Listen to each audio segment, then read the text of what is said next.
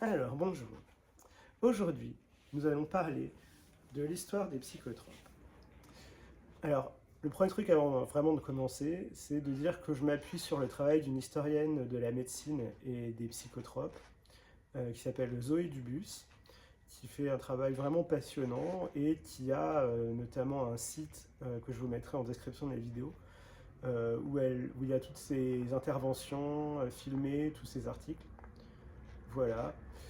Et du coup, vous pourrez aller checker un peu toutes les infos là-dessus.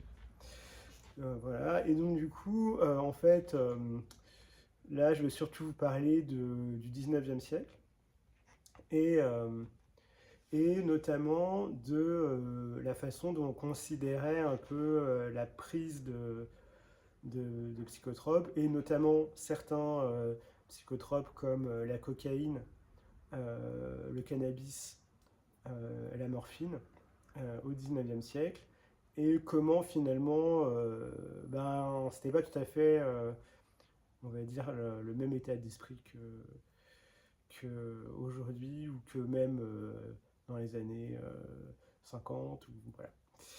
Donc en fait ce qui se passe avec la question de l'utilisation par exemple de la morphine qui a commencé à être utilisée en 1818, c'est que la principale question médicale du 19e siècle, c'est la réduction de la douleur. C'est comment réduire la douleur des personnes qui viennent voir des médecins et qui ont tel ou tel type de maladie, etc. Parce que un des symptômes prégnants et qui demande à être résolu rapidement, c'est la douleur. Et donc du coup, les médecins à cette époque-là, ils sont vraiment dans une question de comment on fait pour que nos patients n'aient plus mal, etc. Et aussi, ils sont dans une sorte de conflit avec d'autres personnes qui sont des guérisseurs ou des personnes, on va dire, en utilisant une formulation un peu anachronique, qui ne sont pas reconnues officiellement, parce qu'en fait, mais à cette époque-là, les médecins non plus ne sont pas reconnus officiellement. C'est-à-dire qu'à ce moment-là, la profession médicale n'est pas encore totalement en, comment dire, en voie de légitimation, quoi. Elle est dans une espèce de tentative de se légitimer, mais en fait, elle doit en fait batailler parce que finalement, on se rend compte en fait en étudiant un peu la question du médical et notamment des prescriptions et de qui est-ce que les gens vont voir quand ils ont un problème à régler sur le plan des maladies, etc., que en fait, ils vont beaucoup plus voir des personnes qui ont des techniques ancestrales, etc., ou des gens qui connaissent bien, voilà, là où ils habitent, etc., que des médecins stricto sensu. Et donc, du coup, parce qu'en réalité, à cette époque-là, les médecins, ils n'ont pas tant de choses que ça à proposer au niveau de la gestion des maladies, etc. Et notamment au niveau de la réduction de la douleur, en fait, aller voir un guérisseur ou aller voir un médecin à ce moment-là, c'est voilà, on a à peu près voilà, une chance sur deux que ce soit à peu près la même, quoi. C'est à peu près pareil au niveau de la réduction de la douleur. Et donc à ce moment-là, il y a je vais vous parler en fait de la première prescription de morphine qui a été faite en 1818 donc. Et donc en fait la femme à ce moment-là qui était allée voir un médecin, elle était allée voir un médecin, mais en fait elle était allée le voir au bout de disons que c'était la troisième personne qu'elle venait voir pour réduire ses douleurs. Parce qu'en fait, avant, elle était allée voir un guérisseur, une personne de la famille, enfin, voilà. Et donc, du coup, le médecin, c'était genre la troisième personne qu'elle allait voir, parce qu'en fait, à ce moment-là, c'était un peu la norme, en fait, de voir des médecins seulement quand vraiment il n'y a pas autre chose qui a marché avant, etc. Et, euh, et donc, du coup, euh, elle va prendre de la morphine, mais en fait, elle a des espèces de petites pilules. Et le médecin va lui demander de gérer elle-même sa posologie. C'est-à-dire qu'en fait, à ce moment-là, au 19e siècle, il y a une tentative on va dire, de collaboration et de négociation entre médecins et patients qui est assez forte. Et donc, du coup, la première prescription de morphine, c'est une prescription qui est auto réglée par la patiente elle-même. C'est-à-dire qu'en fait, le médecin va dire si jamais vous vous sentez moins bien, vous pouvez en prendre plus, si jamais vous vous sentez mieux, vous en prenez un peu moins, etc. Mais en fait, c'est elle-même qui, au départ, explique au médecin qu'est-ce qui finalement, quelle dose en fait lui permet de se sentir mieux ou moins bien. C'est pas le médecin tout seul qui décide en fait. Donc voilà, c'est un truc qu'on a un peu oublié. Et donc du coup, ce qui est quand même plutôt pas mal, c'est que il y a une question de non seulement la question de la négociation entre médecin et patient, qui fait que bah, il y a des malades qui vont venir pour un traitement bien précis, et s'ils n'ont pas ce traitement bien précis, ils vont voir quelqu'un d'autre. Ou s'ils n'ont pas ce traitement bien précis, ils vont se plaindre au directeur de l'hôpital, par exemple. Il y a des courriers qui sont envoyés à des directeurs d'hôpitaux pour dire moi j'ai eu tel traitement alors que je voulais pas ce traitement, j'ai eu tel traitement et ça n'a pas marché, donc voilà, c'est pas normal, etc. Ou des personnes qui vont demander des traitements un peu qui sont expérimentaux à ce moment-là, et dont ils savent que ça a marché par telle ou telle personne qui leur en a parlé. Et donc du coup, il y a vraiment une place du malade qui est vraiment de demande, quoi. De demande directe à moi j'ai envie de tel truc, donnez-moi tel truc. Moi finalement je trouve que ça c'est pas très efficace, donc voilà. Et donc il y a vraiment l'idée que finalement parfois le médecin il en sait pas beaucoup plus que le malade en question, quoi. Donc du coup il y a un peu cette idée de tentative de négociation des malades avec leurs médecins, etc.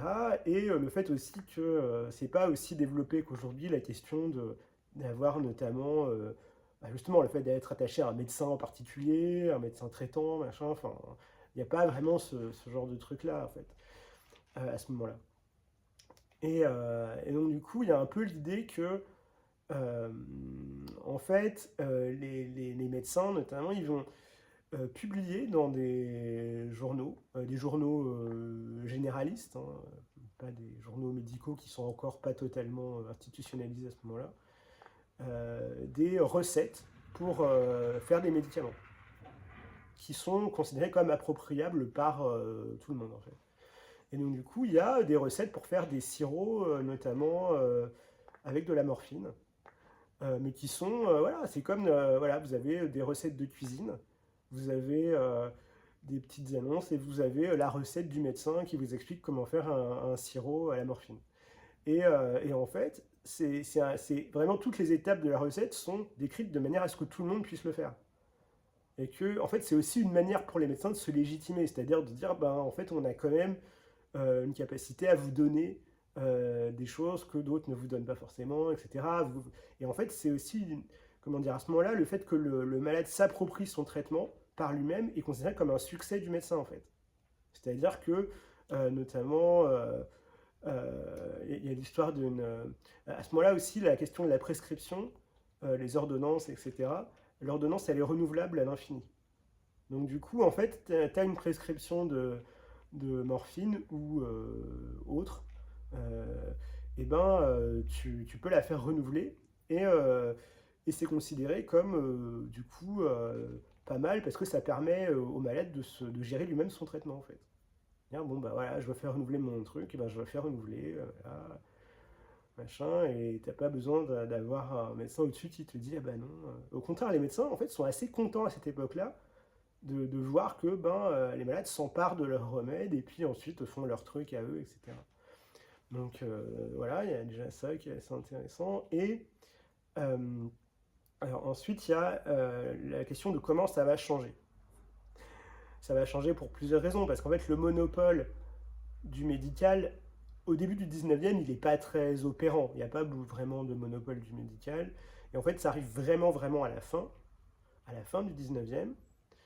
Et à la fin du 19e, il y a notamment une chose qui est importante, c'est la découverte de ce qu'on va appeler la morphinomanie, donc l'addiction à la morphine. Et en fait, à ce moment-là, ils n'étaient pas très au courant de la question des addictions à des produits médicaux.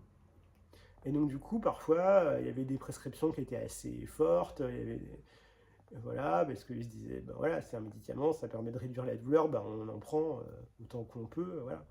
Et en fait, la question de la morphinomanie, c'est vraiment la question de comment les médecins sont à l'origine d'une addiction à un produit.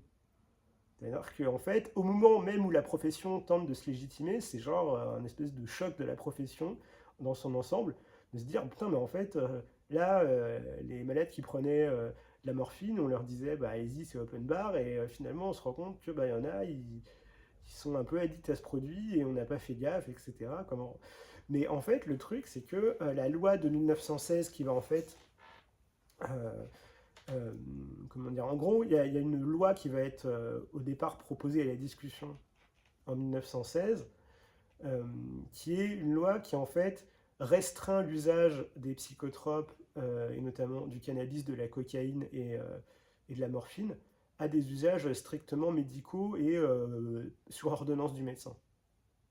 En fait, c'est ça, début de la loi de 1916. Et en plus, à l'époque, il y a des journaux à sensation qui font un peu leur beurre sur les addictions. Et donc, du coup, il y a notamment des journaux, comme c'est à ce moment-là la Première Guerre mondiale, il y a pas mal de journaux à sensation qui vont sortir des articles comme quoi, comme l'Allemagne, en fait, à ce moment-là, c'est une très grande productrice de morphine et de cocaïne.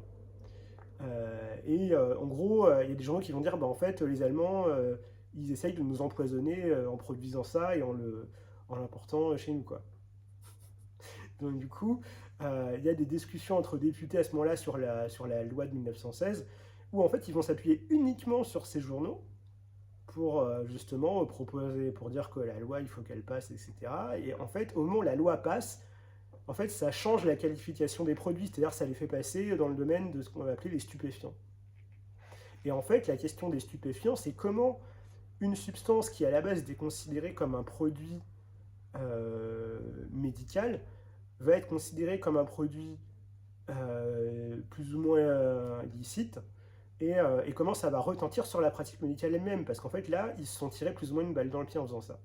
Parce qu'à partir de 1916, en tout cas, enfin à partir de plutôt 1920, pour avoir un peu des effets de la loi, à partir de 1920 jusqu'à la fin des années 80, en fait, il y a la question en fait, ce que Zoé Dubus appelle la morphinophobie, c'est-à-dire comment il va y avoir des préjugés sur la substance, la morphine en question, et comment est-ce que ces préjugés vont impacter la pratique médicale, et comment finalement les médecins vont finir par complètement arrêter de prescrire de la morphine ou de la cocaïne, ou voilà, euh, parce que, en fait, notamment, il va y avoir des poursuites en justice de certains médecins, certains pharmaciens qui vont être considérés comme trop complaisants, donnant trop de produits, etc. Et donc, du coup, les poursuites en justice répétées vont conduire à un arrêt de la prescription. Donc, en fait, il y a des produits qui vont sortir du champ du médical complètement. Et notamment, le cannabis, c'est à partir de 1953, il n'est plus du tout utilisé, il est considéré comme... et en fait, après, on va redécouvrir notamment la question enfin, de la morphine. Ça va être, il va y avoir une reprise de l'utilisation de la morphine dans les années 90, en France, parce qu'aux États-Unis, c'est dans les années 60.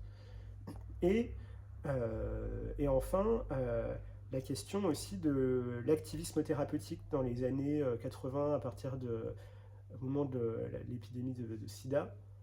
En fait, la question de l'activisme thérapeutique, elle est super importante parce que c'est la question de comment des malades du sida, sans du tout avoir idée d'utiliser d'un point de vue médical certaines substances, vont se rendre compte que quand ils fument du cannabis, bah, en fait, ils ont moins de douleur, ils ont moins envie de vomir, ils ont plus envie de manger, etc. Et donc, du coup, la question de, en fait, comment est-ce que les malades vont se réunir en association pour demander aux médecins de reconsidérer la question de l'utilisation médicale, notamment du cannabis.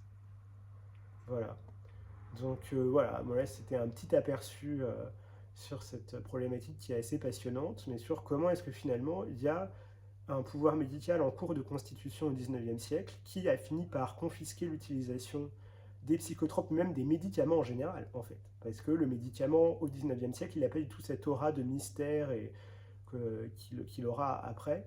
Et en fait, c'est aussi la question de comment est-ce qu'on gère les risques liés à la prise de médicaments, parce que finalement, quand on n'informe pas les gens, quand les médecins sont les seuls détenteurs du savoir, et ben en fait, c'est dangereux, parce que finalement, ça empêche de comprendre la gestion des risques, de faire soi-même, en fait, voilà, la question de comment on utilise une substance qui n'est pas une substance miraculeuse, qui est une substance qui peut avoir des risques, mais en fait, ces risques qui peuvent être gérés, et ils sont d'autant mieux gérés, en fait, qu'on a connaissance de l'effet des produits, en fait.